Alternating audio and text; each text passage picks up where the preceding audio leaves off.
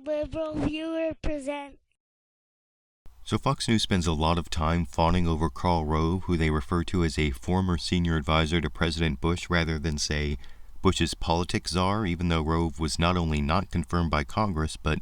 was so unaccountable that he actually asserted the right to ignore subpoenas, requiring him to testify before Congress about his involvement in wrongdoing. But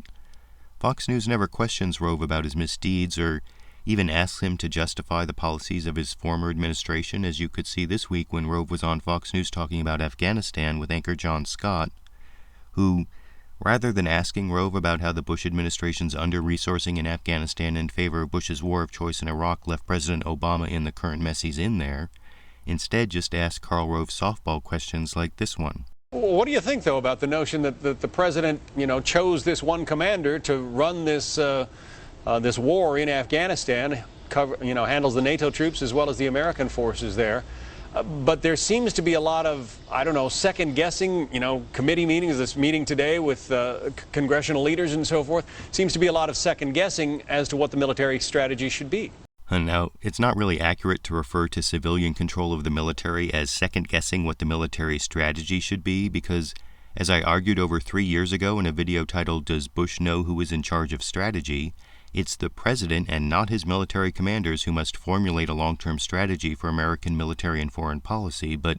even worse than that question was Karl Rove's disingenuous answer, as I'll explain after you watch it in this clip. The president laid out a pretty good speech in March where he said we're going to have a counter-insurgency strategy, which said we're going to take on al-qaeda and the Taliban. We must have a free and democratic Afghanistan as an ally in the war on terror. He was right then. McChrystal has come back to him and said, if we want to achieve the goals that you set out, here's what I need in order to do it. I think it's a healthy discussion, but I side with McChrystal. If the president was honest about what his goals were in March, then he's got to follow through with McChrystal's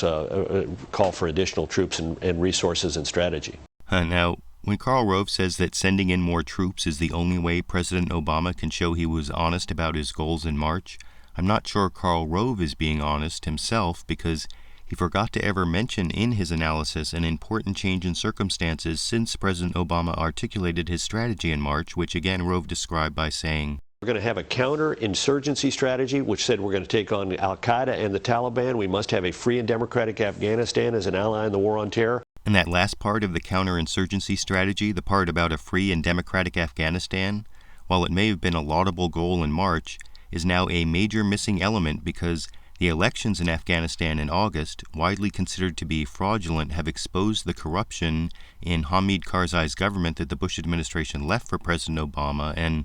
regardless of what you think about whether a counter-insurgency strategy can work in Afghanistan at all,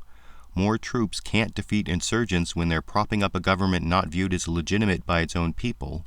a point I heard made in a truly fair and balanced debate on NPR last week that you can hear in full at tinyurl.com/NPR Troop Debate between retired Army General Jack Keane and former Deputy Special Representative to the United Nations Assistance Mission in Afghanistan, Peter Galbraith, and it was Peter Galbraith making the point in this clip. The problem with the additional troops is that for this strategy to work, you need to have a government that's going to be a credible partner. It doesn't make sense to add troops in circumstances where the additional troops are not actually going to be able to accomplish a mission.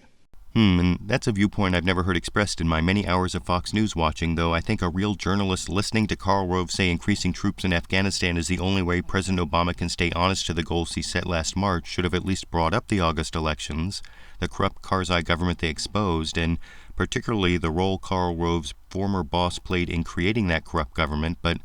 I want to know what you think. First, in this multi-part question, was Karl Rove honest in leaving the August elections out of that analysis of Afghanistan I showed? And was Fox News anchor Jon Scott honest in not asking Karl Rove about the August elections, the corrupt Karzai government they exposed, and particularly the role Karl Rove's former boss played in creating that corrupt government?